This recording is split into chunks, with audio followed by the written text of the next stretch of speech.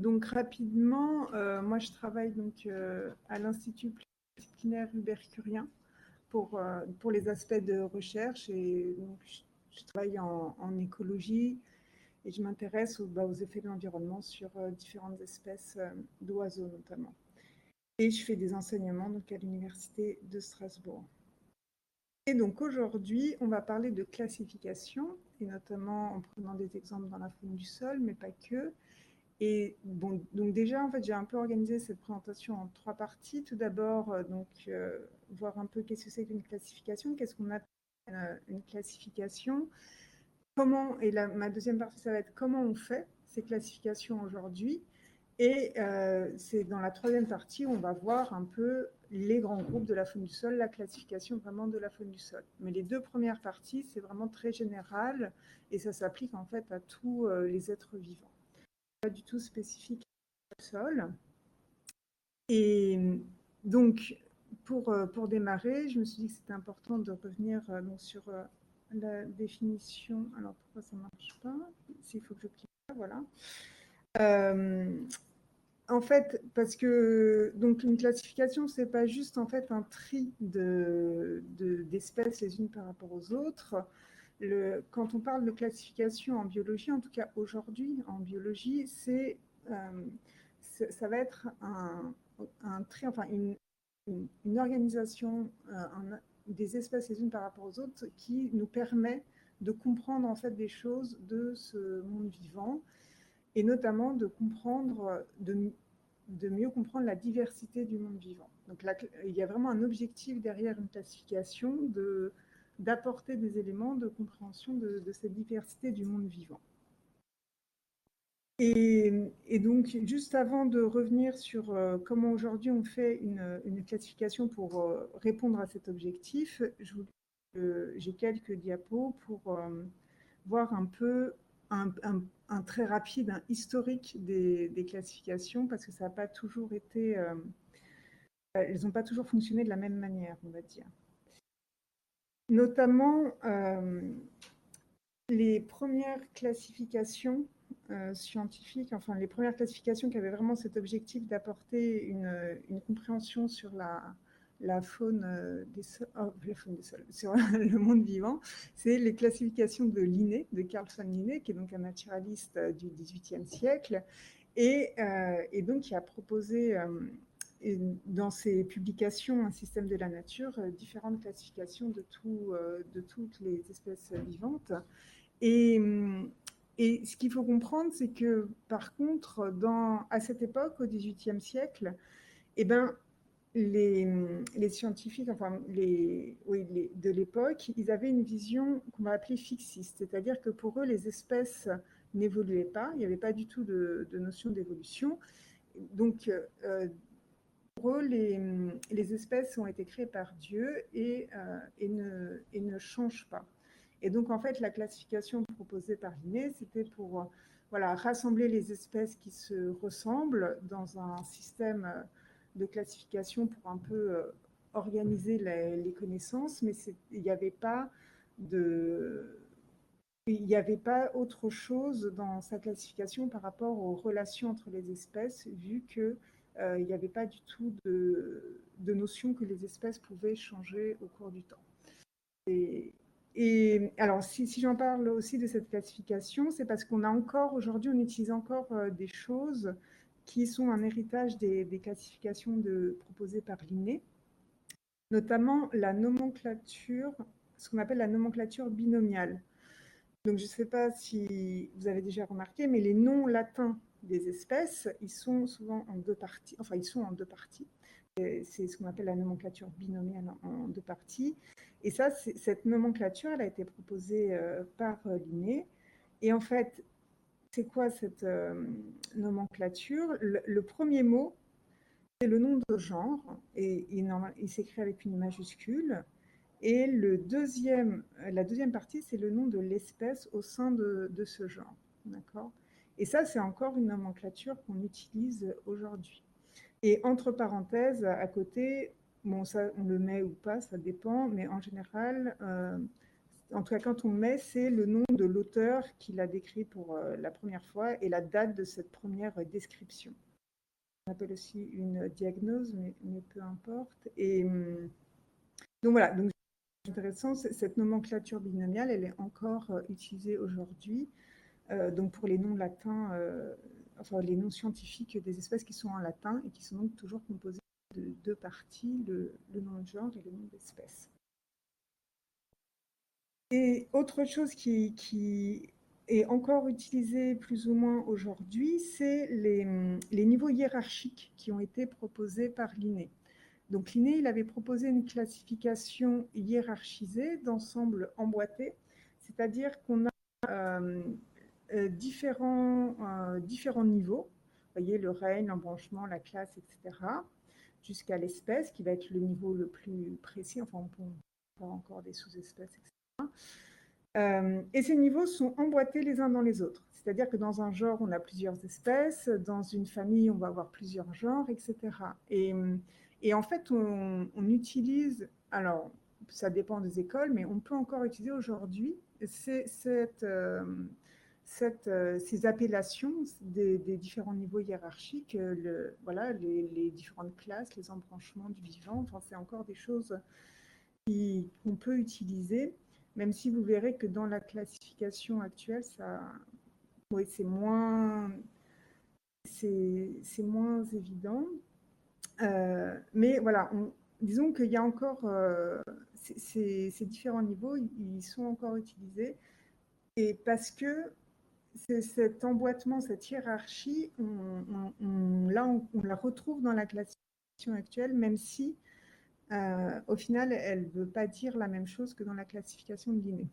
Donc, mais du coup, c'est intéressant. Enfin, il a vraiment posé des bases qui sont encore d'actualité, on va dire. Et en fait, les classifications, elles ont beaucoup... Ah oui, non, et avant de dire que les classifications ont beaucoup évolué, je voulais juste dire aussi que ce qui découlait de la classification de Linné, c'était une échelle des êtres. C'est-à-dire que dans la vision prédominante au XVIIIe siècle, on avait, donc dans cette classification hiérarchisée, en fait, c'était par rapport à l'homme déjà, la classification, et on avait l'homme qui était au sommet des autres animaux, et donc, c'était vraiment une hiérarchie par rapport si vous voulez, à un degré de perfection qui était atteint par les espèces. Et donc là, vous voyez, c'est simplifié, hein, mais c'est cette notion d'échelle des êtres qui est... Bon, celle-là, ça vient d'un naturaliste qui s'appelle Charles Bonnet. Et donc, voilà, il y avait les mammifères, par exemple, étaient supérieurs aux oiseaux, eux-mêmes supérieurs aux poissons, etc. Vous voyez, il n'y avait pas que du vivant, d'ailleurs, dans cette échelle des êtres. C'était vraiment tout qui était hiérarchisé comme ça. Et donc, en fait, au XVIIIe siècle, l'homme est au sommet de la classification. Et il y a beaucoup de regroupements qui se font, en fait, en comparaison avec l'homme. Par exemple, dans la classification de Linné, il va y avoir le groupe des invertébrés. En fait, ce sont donc tous les organismes qui n'ont pas de vertèbres, et ça, c'est directement en comparaison avec l'homme qui a une colonne vertébrale. J'ai mis un autre exemple, les agnotes, c'est ceux qui n'ont pas de mâchoire. Et donc voilà, donc, il y avait ces regroupements qui étaient faits par rapport par rapport à l'absence de caractère que l'homme avait. Et c'était voilà, les regroupements, ils étaient définis aussi bien par la présence de certains caractères qui faisaient qu'ils se ressemblaient ou par l'absence de certains caractères, notamment en comparaison avec l'homme. Et donc cette vision, elle a beaucoup évolué, notamment avec les théories de l'évolution.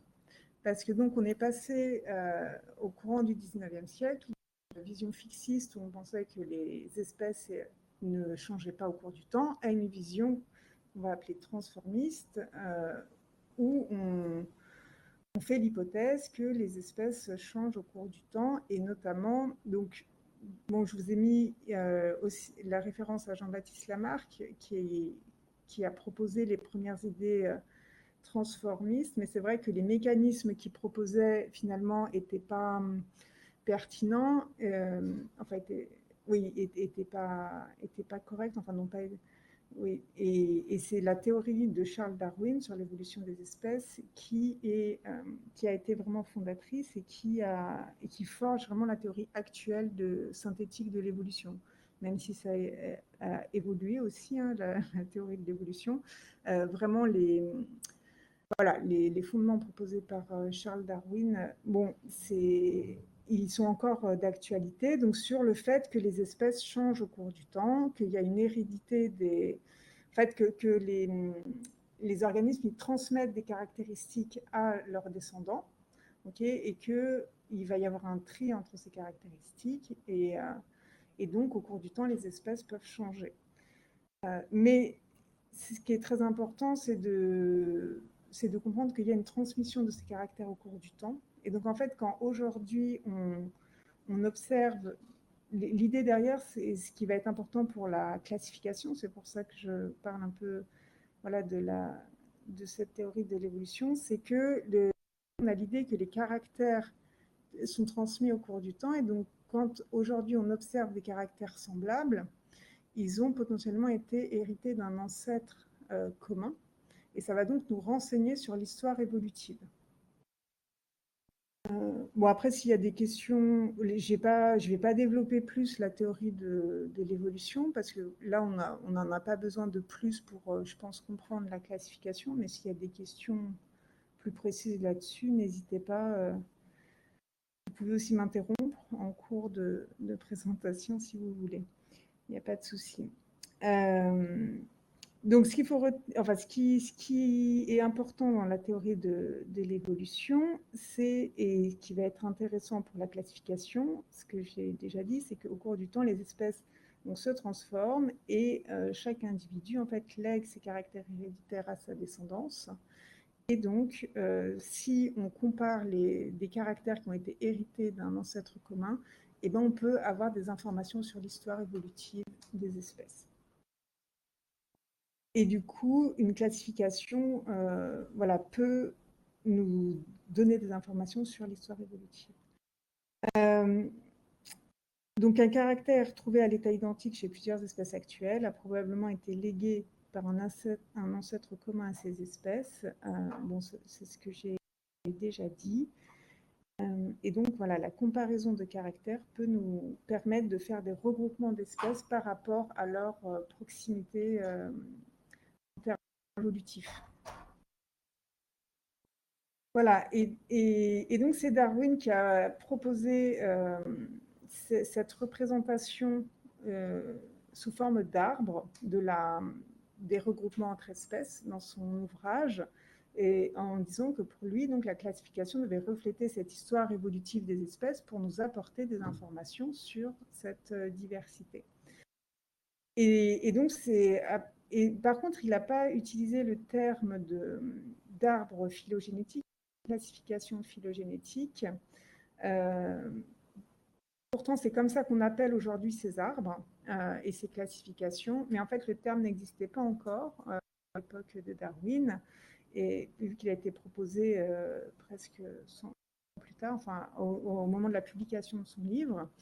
Et voilà. Mais aujourd'hui, c'est vrai que ces classifications qui reflètent l'histoire évolutive du vivant, ça s'appelle des classifications phylogénétiques.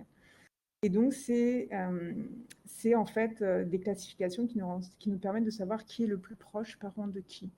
Et ces classifications, en fait, reposent sur... currently the only person in this conference. Oui. Et cette classification... Oui, non, oui, repose sur la comparaison de caractères, des caractères qui ont été hérités par des ancêtres communs et par l'évolution de ces caractères.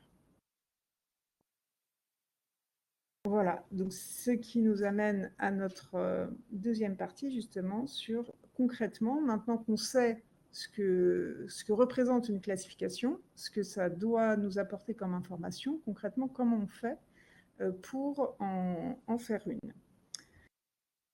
Alors, en fait, on va utiliser une méthode qui s'appelle la cladistique. Donc, pour faire ces arbres phylogénétiques, c'est Voilà, bon, on peut parler de systématique phylogénétique ou de cladistique, c'est la même chose. Et donc, ça a été formalisé par Hennig, donc qui est j'ai un doute, je crois qu'il est allemand, enfin peu importe, un biologiste allemand, je crois. Mais donc, vous voyez, on est au XXe siècle. Ça ne s'est pas fait tout de suite, vraiment, la formalisation bah, en fait, de l'intuition qu'avait eu Darwin de dire il faudrait faire des arbres phylogénétiques, enfin sans utiliser le terme phylogénétique.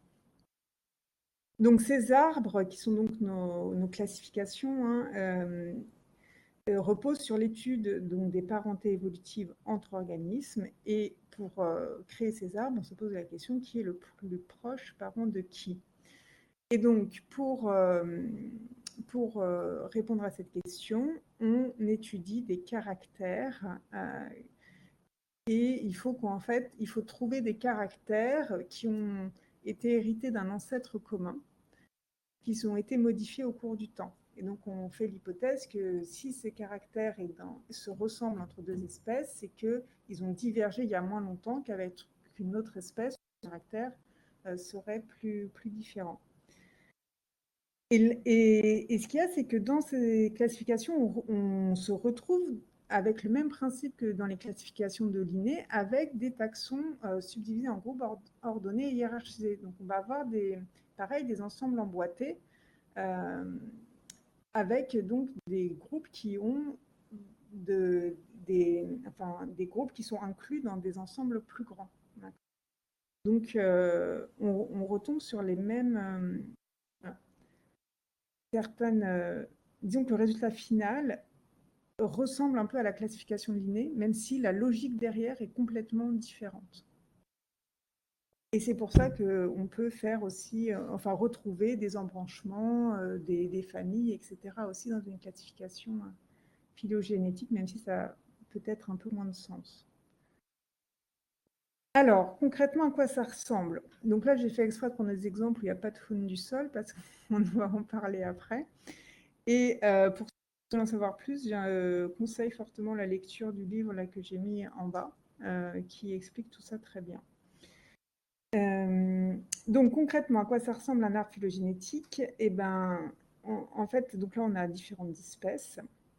Et on va parler de branches, vous voyez ici, et de nœuds. D'accord? Quand on a deux espèces qui sont proches, on a un nœud, en fait, et c'est là où elles avaient un ancêtre hypothétique commun. Et sur cet arbre, on place des caractères. Vous voyez par exemple la présence de plumes.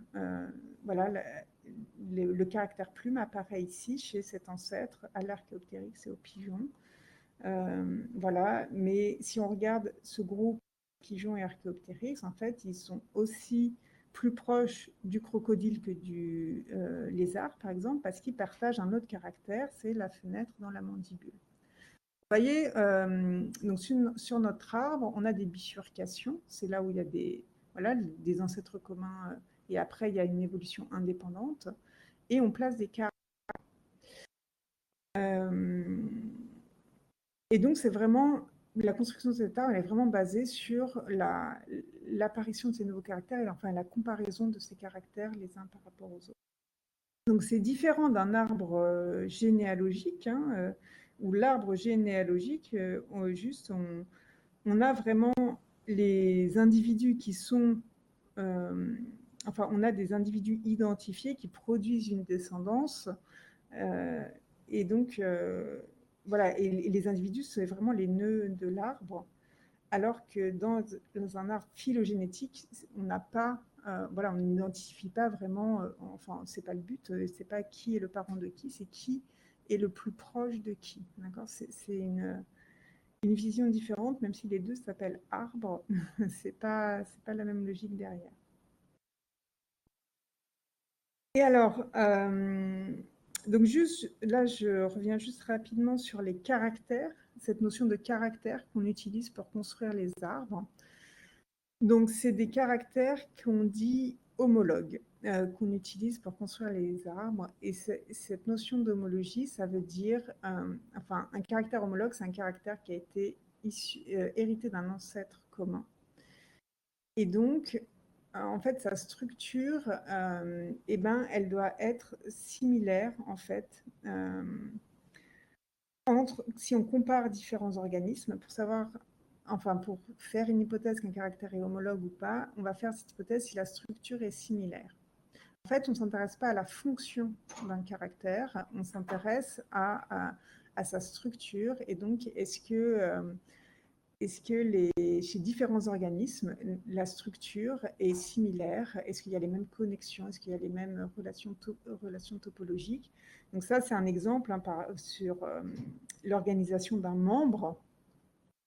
Donc vous voyez, là c'est où on a différents os. Et en fait, les différents os, eh ben, vous voyez dans ces 4 exemples, alors ça c'est un dauphin. Là, on a une chauve-souris.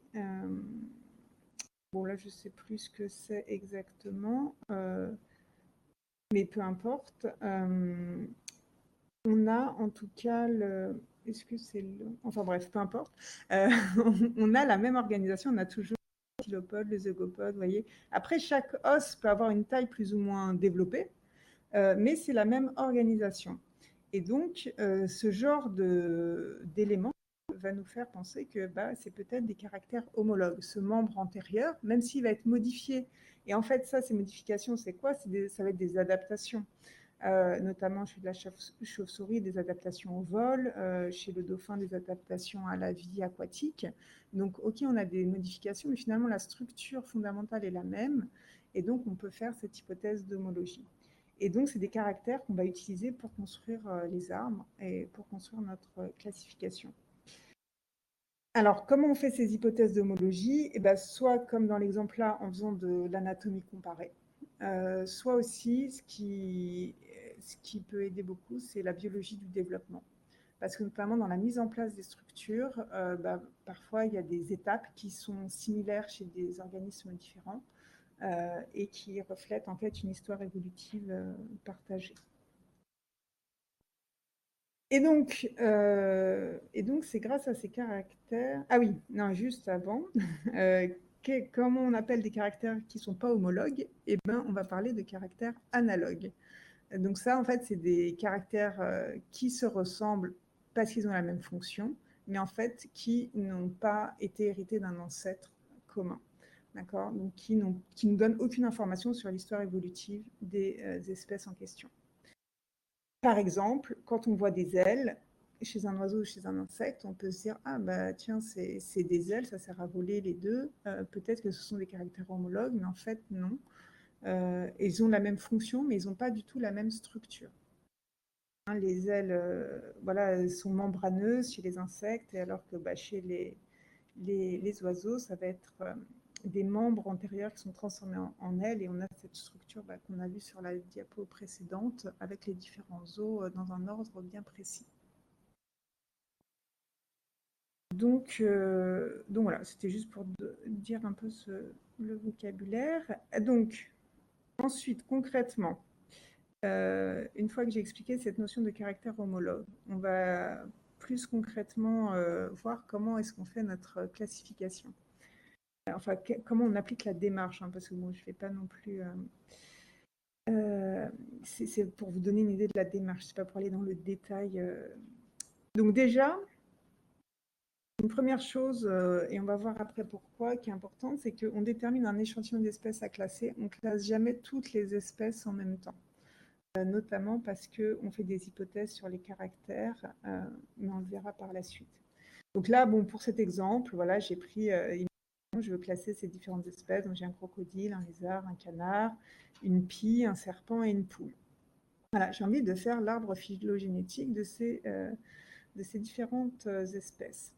Donc, première chose qu'on va faire, si on applique donc une démarche cladistique, c'est d'établir une liste de caractères qu'on suppose homologues. D'accord? Donc, on a fait des études d'anatomie comparée sur le développement, etc., sur les structures internes de nos caractères. Et il faut qu'on établisse cette liste de caractères où on fait l'hypothèse qu'ils sont homologues.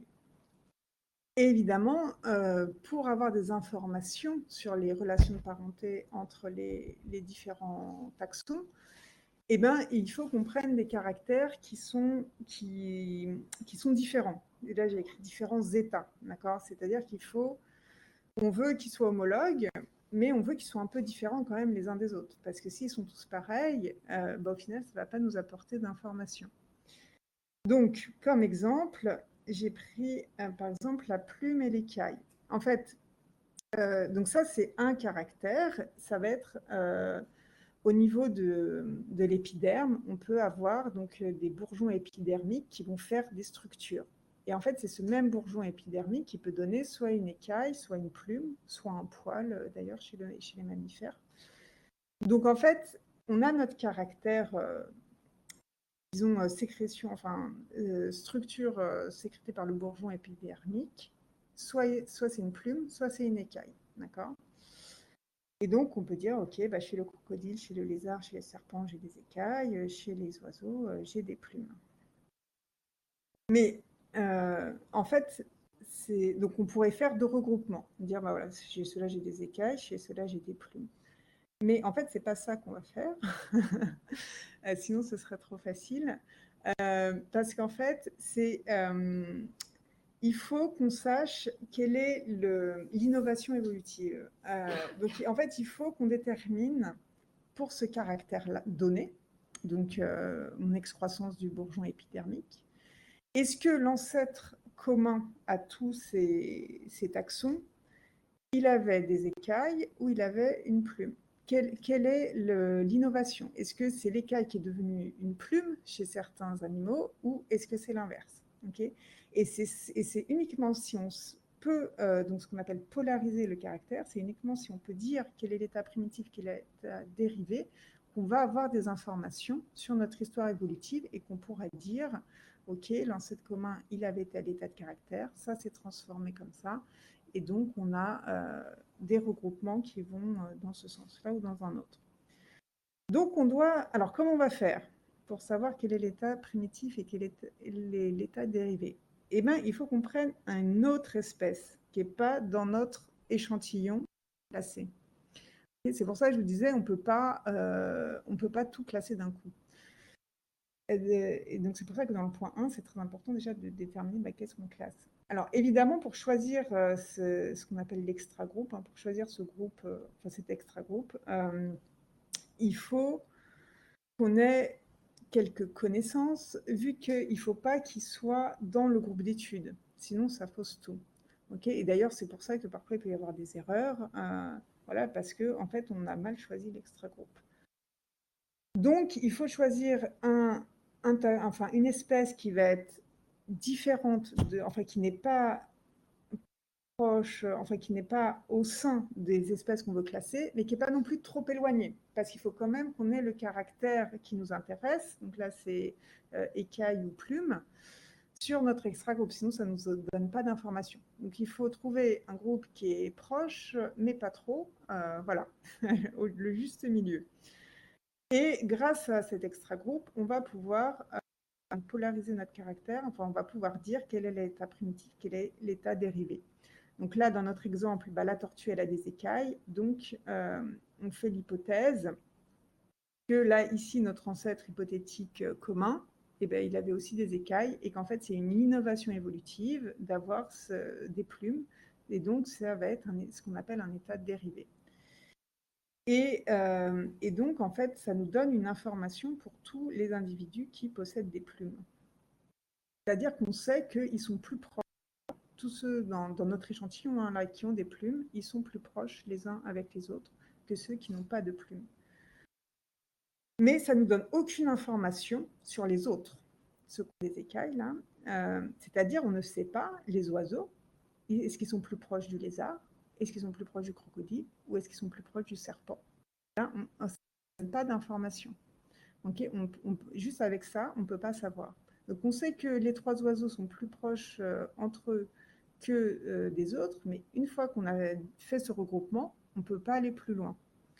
Et c'est pour ça en fait qu'on travaille avec plusieurs caractères. On ne fait jamais un arbre avec un seul caractère. On prend des listes de caractères justement pour pouvoir affiner les regroupements.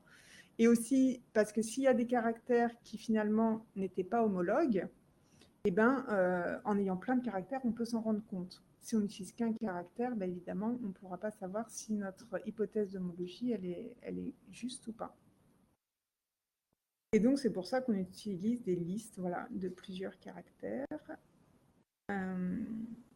Et ensuite, donc une fois qu'on a fait ça, en fait, après, c'est un peu pénible, mais bon, c'est pas fait à la main. Hein. Mais en fait, après, il faut faire tous les arbres possibles en plaçant tous les caractères et tous les changements de caractères sur ces arbres. Et après, on choisit l'arbre le plus parcimonieux, c'est-à-dire l'arbre qui suppose le moins de transformations de caractères, le moins d'étapes, si vous voulez, évolutives. Donc voilà, juste on compte le nombre de transformations, voilà le nombre de fois que l'écaille donne une plume, par exemple, ça on va dire que c'est une transformation. Donc si on a placé tous nos caractères sur l'arbre, en faisant tous les arbres possibles, c'est-à-dire tous les regroupements possibles, on compte et on retient l'arbre le plus parcimonieux. C'est ce qu'on appelle le principe de parcimonie. Et normalement, dans l'idéal, on obtient un arbre qui ressemble à ça. Donc, vous avez le groupe et l'extra-groupe, hein, évidemment, qui est à la base de l'arbre, sinon ce n'est pas un extra-groupe. Et après, vous avez les regroupements. Donc voilà, là, j'ai pas insisté à faire tous les arbres, etc., parce que c'est juste pour présenter la démarche. Et donc, on a les caractères, donc par exemple, de fenêtres temporales en arrière de l'orbite, qui va être commun à tous. Mais par contre, la fenêtre mandibulaire et le gésier, c'est que les crocodiles et les oiseaux. Ceux qu'on appelle les lépidosauriens, hein, serpents et lézards, eux, ils n'ont pas. Donc, on pense qu'ils ont divergé avant. Et donc les plumes, c'est les oiseaux. Et donc, ça veut dire quoi? Comment on lit cet arbre? Et en fait, ça veut dire que les plus proches parents des oiseaux, c'est les crocodiles. Okay, les oiseaux sont plus proches des crocodiles, par exemple, que des tortues ou que des lézards. Et voilà. Et on peut définir des groupes en fait, de taxons, ce qu'on appelle des groupes monophylétiques. En fait, ça aussi, c'est un concept en phylogénie qui est important. Dans l'idéal, en fait, on devrait travailler on devrait utiliser, quand on parle de classification, que des groupes monophylétiques, c'est-à-dire des groupes, par exemple, là j'ai fait un exemple, où on a l'ancêtre commun et tous les descendants. Donc là, par exemple, c'est le groupe des diapsides. Ceux qui ont deux fenêtres temporales en arrière de l'orbite, on les appelle les diapsides, qui regroupent les lépidosauriens, les crocodiliens et les oiseaux. Et donc, ça nous donne une information. On sait qu'ils ont tous un ancêtre commun, voilà, et qui sont, ils sont plus proches. Enfin, ils ont un ancêtre commun et voilà, et ils ne sont pas, par exemple, ils ont divergé. Enfin, la tortue va être à l'extérieur de ce groupe. Alors après, en fait, à chaque divergence là, entre deux branches, on peut faire un groupe monophylétique. C'est-à-dire que le regroupement crocodilien-oiseau, c'est aussi un groupe monophylétique. Vous voyez, c'est pour ça que je disais qu'on obtient aussi une classification emboîtée, d'accord? Parce qu'on va avoir les oiseaux qui font partie d'un ensemble plus large qui sont les archosauriens, qui font partie des diapsides, etc. Donc on retrouve ces ensembles emboîtés. Et par contre, donc voilà, les oiseaux, c'est aussi un groupe monophylétique. Après, voilà, si on prend que les crocodiliens, ça va aussi être un groupe monophylétique, par exemple, ou que les lépidosauriens. Par contre, les reptiles, terme qu'on utilise volontiers dans le langage courant, ça, c'est pas un groupe monophylétique. En fait, c'est pas pertinent. Après, bon, c'est pas grave de l'utiliser. Je veux dire, c'est en termes naturalistes, hein, mais en termes de classification, c'est pas pertinent. Parce que au final, on exclut les oiseaux. Hein. Quand on fait le regroupement des reptiles, on met les tortues, serpents, lézards et crocodiles, mais on met pas les oiseaux. Donc en fait, on n'a pas les descendants, on n'a pas tous les descendants de cet ancêtre commun ici. Donc c'est pas un regroupement monophylétique. Et donc c'est pas un terme qu'on va utiliser en classification. Après voilà, on peut l'utiliser dans d'autres contextes. Voilà, donc ça, c'est pour le principe. Ah oui, oui, alors avant d'attaquer la faune du sol, oui, je voulais juste dire, donc ça, c'était le principe de la cladistique. Et qui, voilà, et il y a d'autres aussi, il peut y avoir d'autres classifications qui sont faites avec d'autres principes. Il n'y a pas que la cladistique, notamment, là, je vous présente juste la phénétique, qui est donc basée sur, cette fois-ci, là, c'est uniquement sur des caractères moléculaires. D'accord, on va comparer des séquences d'ADN ou de protéines, donc des séquences d'acides aminés dans les protéines ou des séquences d'ADN si on compare des gènes, et on va avoir des pourcentages globaux de similitudes entre organismes. Donc voilà. Mais donc c'est juste pour vous dire, il y a d'autres, il n'y a pas que la cladistique, il peut y avoir des classifications qui sont aussi faites grâce à d'autres techniques. Mais l'avantage de la classification, enfin de la cladistique, c'est que ça repose vraiment sur des caractères identifiés. Et donc, on peut avoir aussi une information, enfin, sur l'histoire évolutive de ces caractères. Alors que là, on est sur des pourcentages globaux de similitudes entre l'homme, la chauve-souris, là, le coq. Alors après, normalement, on trouve la même chose avec les différentes techniques, on espère. Donc voilà, mais du coup, pour la suite, là, je vais juste présenter les groupes de la faune du sol, mais en utilisant les critères, enfin une classification cladistique, avec notamment vous présenter les grands les caractères qui sont utilisés, qui sont pertinents d'un point de vue de la classification. Il n'y a pas de questions, je continue. Ok, alors, donc, oui, tout d'abord, je voulais un peu parler des clés de détermination. Donc, parce que donc, dans la démarche Jardy-Biodive, là, qui est proposée, donc, que vous allez découvrir si vous ne la connaissez pas encore, j'espère.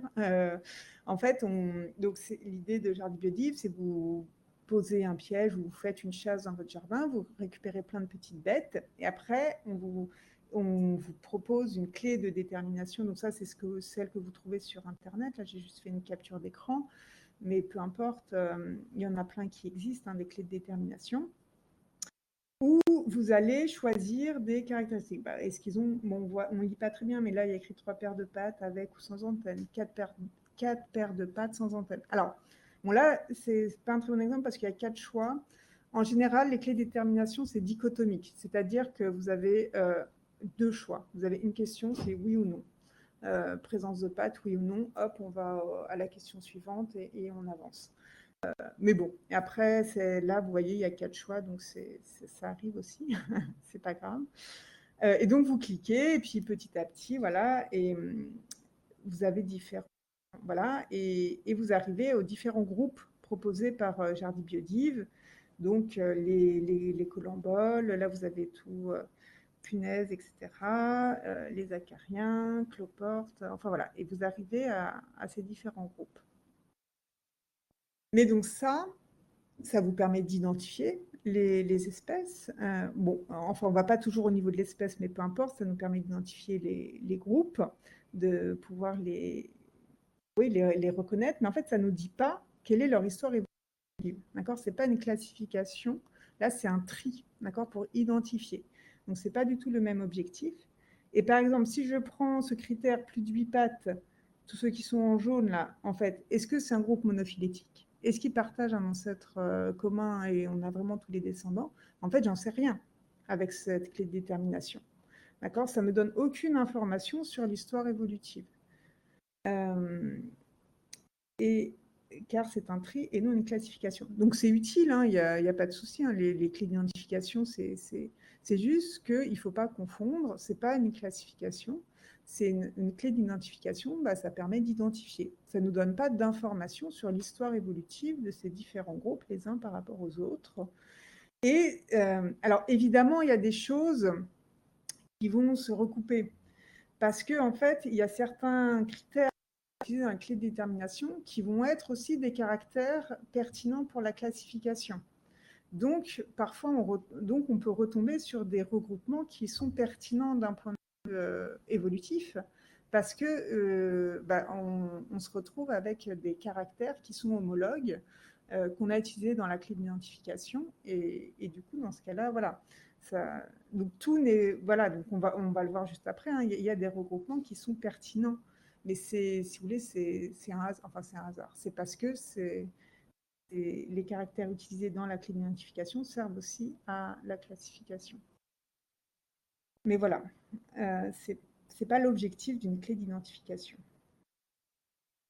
Donc c'est quand même deux choses différentes. Alors, première chose, donc maintenant je vais revenir un peu, je vais pas aller plus loin que les groupes qui sont proposés par Jordi Biodive. Ok, on va juste voir maintenant un peu donc ces différents groupes, comment ils enfin quelle est leur classification en fait, et sur quel caractère en fait se base cette classification.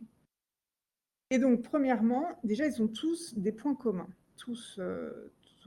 Alors, on va pas du tout. Moi, je vais pas du tout parler des larves, hein, parce que bon, c'est encore autre chose. Là, mais voilà. Donc, si on regarde ces animaux, enfin, oui, bon, déjà, ce sont tous des animaux, et donc ils ont tous des points communs. Donc, notamment, c'est ce que je disais, ce sont tous des animaux, donc ils sont tous multicellulaires, ils ont plusieurs cellules, et ils ont une bouche. Ils ont aussi un autre point commun qui est la présence d'une symétrie bilatérale. Alors, c'est quoi une symétrie bilatérale? Je vous ai mis des petites illustrations si besoin. Une symétrie bilatérale, c'est quand on a un axe de symétrie antéro-postérieure et qu'on en a un seul. D'accord? Donc, nous, on a une symétrie bilatérale, par exemple. Enfin, voilà, il y a plein d'animaux. D'ailleurs, la majeure partie des animaux ont une symétrie bilatérale. Qu'est-ce qu'on peut avoir d'autre comme symétrie quand ce n'est pas une symétrie bilatérale? Chez les animaux, en tout cas, c'est une symétrie radiaire. Donc, typiquement, un oursin ou une anémone, vous voyez, il y a plusieurs axes de symétrie. D'accord? Donc, ça, c'est une symétrie radiaire.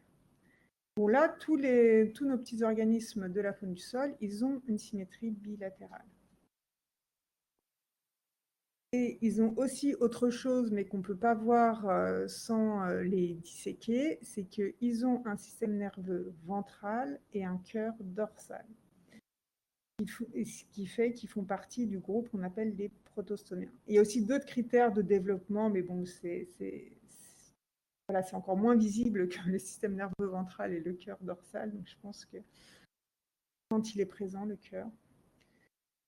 Et donc, ce qui fait qu'on peut déjà, sur un arbre phylogénétique, bon, que j'ai un peu simplifié, de tous les animaux, tous nos petites bêtes, là, ils font déjà partie d'un groupe qui sont les protostomiens. D'accord? Donc, on a les animaux qui s'appellent les métazoaires. Là, c'est tout ce qui est éponge. Les cnidaires, donc ça, c'est méduses, tout ce qui est méduses, anémones. Et bon, pareil, ça, c'est des petits animaux marins. Et sinon, tous ceux qui ont une symétrie bilatérale, ils se divisent en protostomiens et deutérostomiens. Donc, dans la faune du sol, en fait, on peut avoir des deutérostomiens, mais si on s'intéresse aussi à la très grande faune du sol, à la mégafaune, tout ce qui va être les taupes, enfin tout ce qui est vertébré, ils font partie des deutérostomiens. D'accord? Donc, tous les rongeurs, etc., de la faune du sol, mais bon, là, dans nos échantillons, on n'aura que des protostomiens. D'accord? Et après, donc si je fais du coup la classification simplifiée de nos protostomiens, on a ces regroupements-là. Donc vous voyez, finalement, nos couleurs, vous voyez, les hexapodes, c'est un critère de la classification, ils se retrouvent ensemble. On a les mollusques et les annélides qui sont aussi proches. Donc, vous voyez, finalement, notre clé de détermination, elle permettait quand même de séparer des groupes pertinents d'un point de vue phylogénétique, mais ce n'est pas forcément le cas. Et on voit, notamment pour ce groupe orange-jaune, que là, par contre, ce n'était pas du tout un groupe monophylétique. Les cloportes, ils sont plus proches des hexapodes que des autres myriapodes. Des myriapodes, c'est pas des myriapodes. Et donc voilà, je vous ai mis quelques noms de ces groupes. Donc vous voyez, en fait, à chaque embranchement, on a des noms, donc ça va être des groupes monotypiques. Vous voyez, donc comment on lit cet arbre, enfin vous me dites si c'est pas clair, mais en gros, là j'ai mis arthropodes, c'est-à-dire que tout ce qu'il y a après là, ce sont des arthropodes. Donc tout cela, ce sont des arthropodes. Vous voyez, c'est le système emboîté hiérarchique. Tous ceux qui sont là, ce sont des anténates mandibulates. Okay, les pancrustacés, c'est ces deux-là. Les spiraliens, ce sont eux. Et tout cela, ce sont des protostomiens. Et normalement, sur l'arbre, on met les caractères qui permettent de faire ces regroupements. Et donc là, on va aller voir ces différents caractères. Alors, les spiraliens, donc c'est tout ce qui est mollusques et annélides.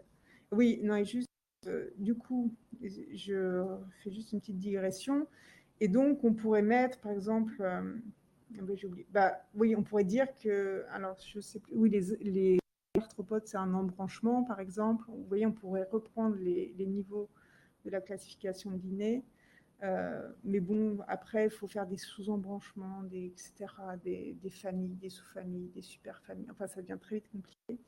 Donc, c'est vrai que ce n'est pas forcément utile d'essayer de recalquer les niveaux, en fait, de la classification hiérarchique de Linné dans ces classifications phylogénétiques. Ça dépend des gens. Donc, qu'est-ce qu'ils ont comme caractéristique, ces spiraliens de commune? Bon, c'est un embryon spiralé. Je vous ai mis là à quoi ressemblent leurs larves. Bon, ça n'a pas trop d'allure. Mais voilà, ils ont la même larve. Enfin, ils ont une larve qui s'appelle, enfin peu importe comment elle s'appelle, mais ils ont une larve qui au départ est la même et après elle a des développements différents de mollusques et annélides. Et quelles sont les caractéristiques des mollusques? Eh bien, ils ont un pied musculeux. Là, je vous ai mis des photos d'escargots et de limaces. Et ils ont une coquille. Alors, évidemment, ce n'est pas flagrant sur la limace, mais en fait, ça c'est parce qu'en biologie, il y a toujours des exceptions. Non, mais en fait, déjà, parfois, il y a des caractéristiques qui définissent un groupe qui peuvent être perdues secondairement, enfin, dans un second temps. Donc, en fait, on garde quand même ces caractéristiques qui définissent le groupe, même si après, ça peut être perdu. Voilà. Et en fait, il y a certaines limaces, alors ça dépend, pas toutes, qui ont en fait une coquille interne, une coquille régressée interne. Il y a des limaces qui n'ont plus du tout de coquille, ça dépend. Mais en tout cas, ils ont tous la structure qui sécrète la coquille, le manteau, enfin peu importe, que ce soit des limaces ou des escargots. Voilà. Bon, après, en fait, les mollusques, il y en a plein d'autres, mais on se rend compte que là, dans notre échantillon, bon, je me suis limitée aux échantillons de jardin biodive, on n'a que des gastéropodes. Donc, c'est encore un sous-ensemble plus précis de mollusques. D'accord ? Au sein des mollusques, on n'a pas que des gastéropodes. Hein, c'est toujours cette histoire de niveau emboîté. Donc, notamment, je ne sais pas si vous connaissez d'autres mollusques, mais il y a les bivalves. Hein, donc, ça, c'est les moules, enfin, tout ce de coquilles. Il y a les céphalopodes. Voilà, il y a d'autres mollusques. Mais dans la faune du sol, on aura toujours des gastéropodes. Et les caractéristiques des gastéropodes, notamment, c'est qu'ils ont, vous voyez, on voit bien sur la limace, leurs tentacules au niveau de la tête.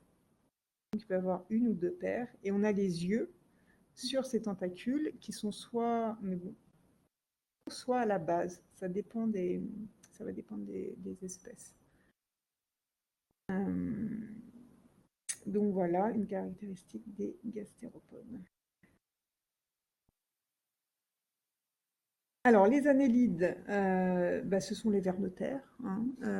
Et là, leur caractéristique, c'est d'avoir un corps annelé, c'est-à-dire, vous voyez, on voit des segments qui se répètent. D'accord ? Donc ça va vraiment être la caractéristique des annélides.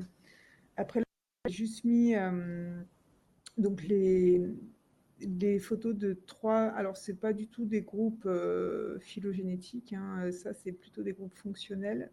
Les vers épigés, anéciques et endogés, c'est par rapport à leur position dans le sol. Et, les vers épigés sont en surface les amnestiques, ils sont un peu en profondeur et les autres, ils sont vraiment très en profondeur.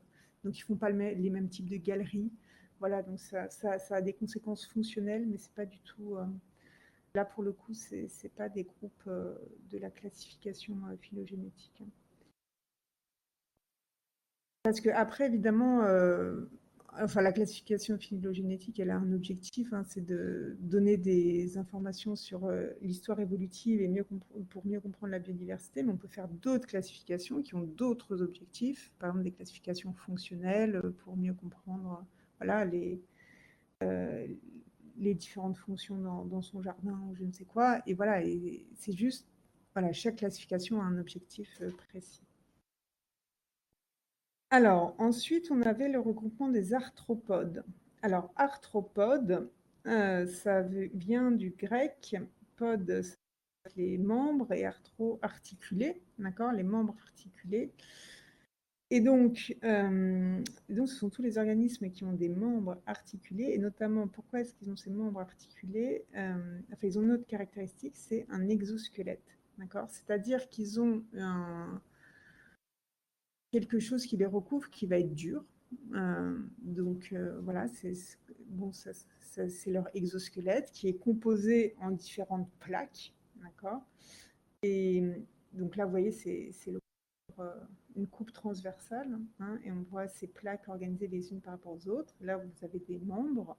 Et en fait, les plaques, elles ont des membranes articulaires, et donc tout est articulé.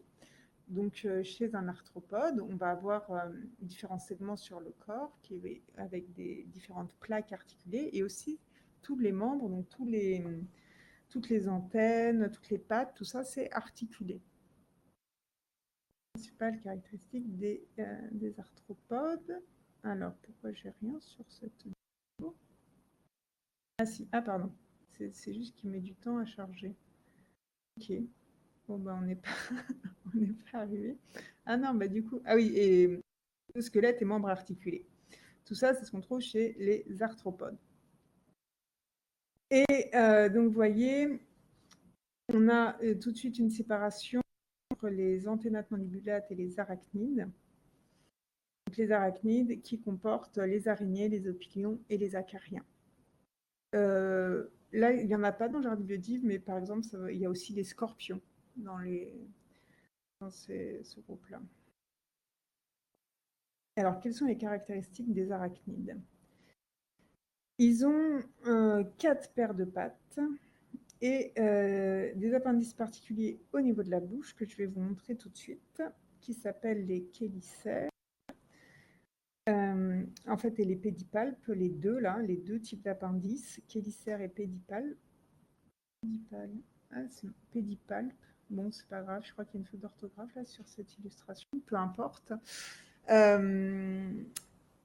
Qui sont donc une caractéristique des arachnides, ces chélicères notamment, vous voyez, il y a des petits bouts et c'est relié à leur glande à venin.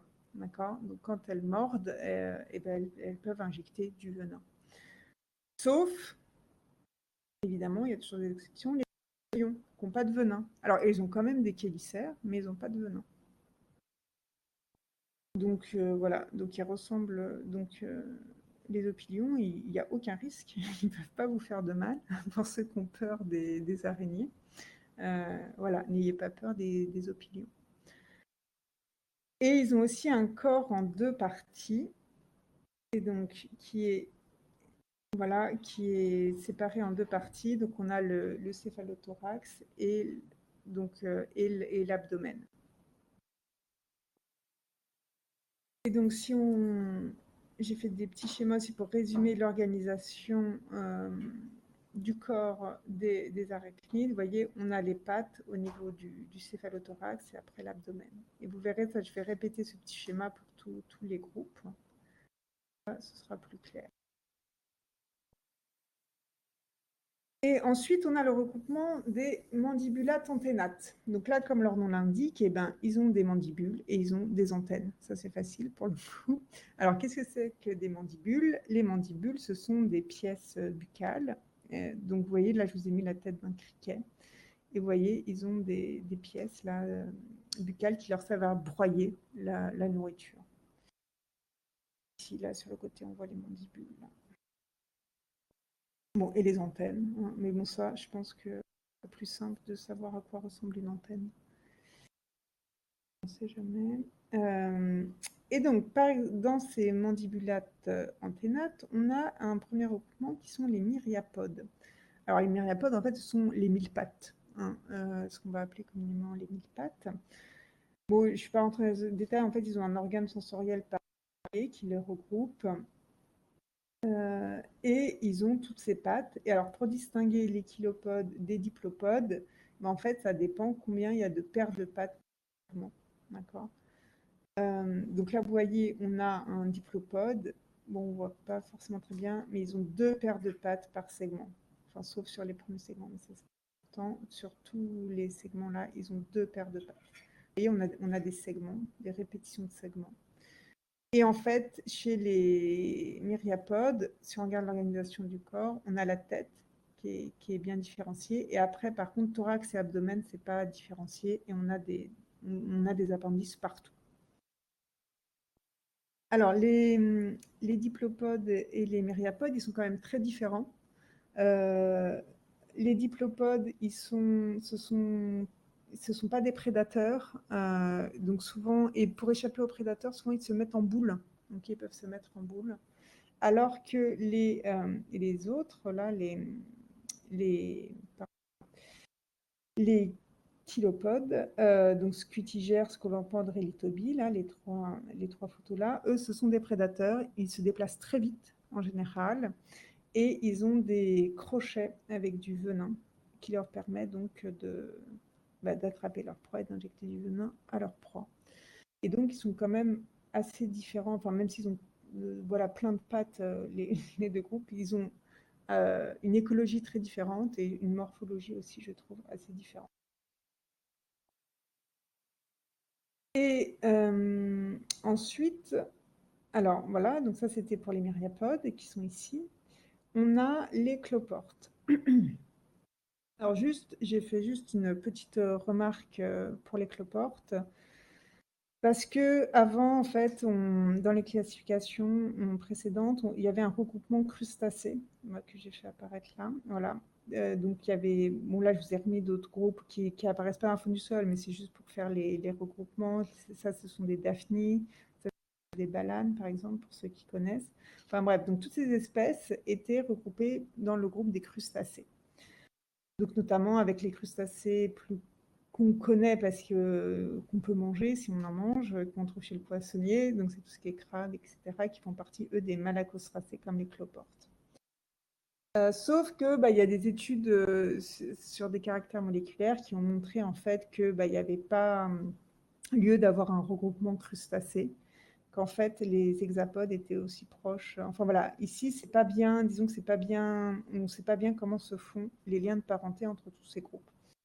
Peut-être que hexapodes et malacostracés en fait sont plus proches les deux là par rapport aux autres qu'on appelait avant des crustacés. Bon, tout ça pour dire que c'est pour ça que j'ai pas utilisé le terme crustacé dans cet arbre. On va parler de pancrustacés, mais en fait, voilà, les caractères communs des pancrustacés, c'est uniquement des caractères moléculaires, donc on va rien pouvoir observer sur les petites bêtes qu'on prélève dans notre jardin, donc c'est pas très exploitable, on va dire. Et le cloporte, qu'est-ce qu'ils ont comme caractéristique? Eh ben, ils vont avoir un céphalothorax, c'est-à-dire donc une fusion tête et thorax, et un abdomen. Donc pareil, on voit les segments, hein, et puis avec des appendices sur tous les segments. Et ils ont deux paires d'antennes. Mais, caractéristique de tous les malacostracés, mais en fait, c'est très peu visible chez le cloporte. Donc si vous ramassez un cloporte, en fait, vous n'allez pas voir la deuxième paire d'antennes là, qui est au milieu, qui s'appelle les anténules. Donc, le cloporte, il est délicat à classer. Enfin, si on veut faire, je sais pas moi, une activité où on classe les petites bêtes qu'on a ramassées dans son jardin, avec une classe ou autre, en fait, il vaut mieux ne pas attraper de cloporte. C'est beaucoup plus simple. Parce qu'il y a peu de caractéristiques visibles, en fait, qui font que, voilà, on peut le classer parmi les malacostracés. Alors, on pourrait le confondre avec les diplopodes, parce qu'il se met en boule aussi, le cloporte. Mais en fait, je pense que ce n'est pas un très gros risque, parce qu'en fait, il a beaucoup moins de pattes que le diplopode, le cloporte.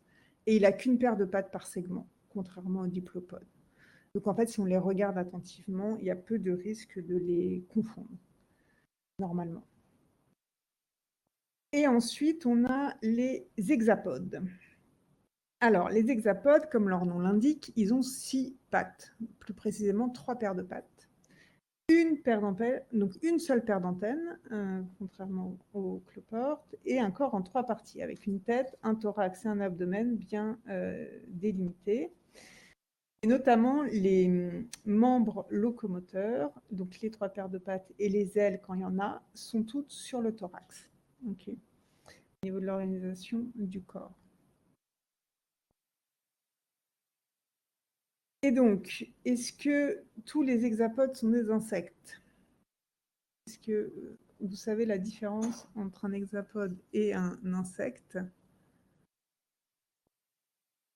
Ah, pardon. Eh bien, il faut regarder les pièces buccales, en fait. Les insectes, ils ont des pièces buccales visibles, alors que il y a certains hexapodes qui ne sont pas des insectes, et bien ils n'ont pas de pièces buccales visibles, ils ont d'autres caractéristiques. Notamment les colamboles ne sont pas des insectes, ils ont cet organe de saut là, qui s'appelle la furca. Enfin, peu importe. C'est juste pour dire que tous les hexapodes ne sont pas des insectes, les colamboles ne sont pas des insectes. Et donc tous les insectes, ils ont des pièces buccales visibles. Alors c'est quoi les pièces buccales, hein? C'est ce qui leur sert à manger. Je vous avais déjà montré la tête du criquet pour bien voir les bulles. Mais voilà, il y a différents types de pièces buccales. Là, je vous en ai mis 4 types. Donc on a le type broyeur, le type piqueur-suceur, suceur maxillaire avec la trompe du papillon, ou le suceur labial comme la mouche. Et vous voyez les couleurs là qui reprennent. En fait, c'est pour vous montrer que ces pièces buccales sont peut-être différentes, mais l'organisation est la même. C'est les mêmes parties qui sont plus ou moins développées. Et c'est pour montrer en fait l'homologie de ces pièces buccales, qu'il y a ce code couleur. Voilà. Et donc, dans la classification de Jardy-Biodive, enfin pas de Jardy-Biodive, enfin oui, je vous ai remis les groupes qu'on trouve dans la clé de détermination de Jardy-Biodive. Et donc tout cela, coccinelle, charançon, etc., ils font partie des coléoptères. Les coléoptères, ils ont ce qu'on appelle des élytres, c'est-à-dire qu'ils ont une paire d'ailes qui est sclérifiée, qui est dure un peu, et qui sert à protéger la deuxième paire d'ailes qui, elle, est membraneuse et va servir à voler. Donc là, on le voit bien sur cette photo de coccinelle. On a la première paire d'ailes qui est dure et qui protège l'aile membraneuse qui sert à voler. Et donc, ils ont tous... Alors, les staphylins, par contre, leurs élytres, elles sont toutes petites. Donc, c'est un peu un piège, le staphylin, mais c'est quand même un coléoptère. Voilà, et on a les autres, donc les hyménoptères, par exemple, ce sont les fourmis. Typiquement, on va avoir une constriction abdominale entre le thorax et l'abdomen, c'est très fin, comme une taille de guêpe, hein, c'est d'où l'expression, c'est vraiment cette... voilà, et alors, une remarque sur les fourmis. Les fourmis peuvent avoir des ailes, en tout cas à un certain moment de leur cycle de vie. D'accord, c'est les reines fourmis, enfin les reines et les mâles aussi. Au moment de l'accouplement, souvent ils ont des ailes, ils s'accouplent en l'air, et après, la reine fourmi, quand elle fonde sa fourmilière, enfin elle perd ses ailes, et donc souvent, quand on voit les fourmis, elles n'ont pas d'ailes. Mais en fait, il y a un moment dans leur cycle de vie où on peut voir des fourmis avec des ailes. La plupart des insectes ont des ailes, mais voilà, mais pas forcément tout au long de leur cycle de vie. Ensuite, on va avoir le groupe des orthoptères, donc c'est tout ce qui rassemble criquets, sauterelles. Eux, une de leurs caractéristiques, c'est qu'ils ont leur troisième paire de pattes qui est spécialisée dans le saut, d'accord? Donc on a vraiment une troisième paire de pattes caractéristique. Les dermaptères, c'est les perce-oreilles, et donc c'est on appelle les perce-oreilles, ils ont cette pince abdominale qui va être caractéristique. Ils ont aussi des petites élytres, donc ça va faire attention avec les coléoptères. Et on a aussi les hémiptères. Donc eux, leur nom, en fait, à la base, l'étymologie d'hémiptère, ça veut dire des ailes à moitié, parce qu'en fait, on a les punaises qui ont des demi-élytres. On le voit là sur la photo. Et vous voyez, il y a un début d'élytre, et après là, c'est plus de l'élytre, c'est membraneux. Et par contre, la deuxième paire d'ailes, elle est toute membraneuse. D'accord. Et donc, en fait, c'est né un peu de là le terme hémiptère, demi-élytre.